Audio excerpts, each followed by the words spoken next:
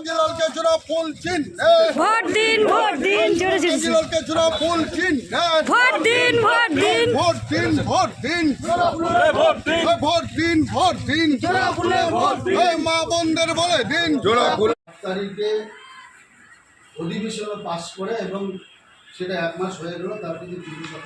প্রকল্পে সহায়তা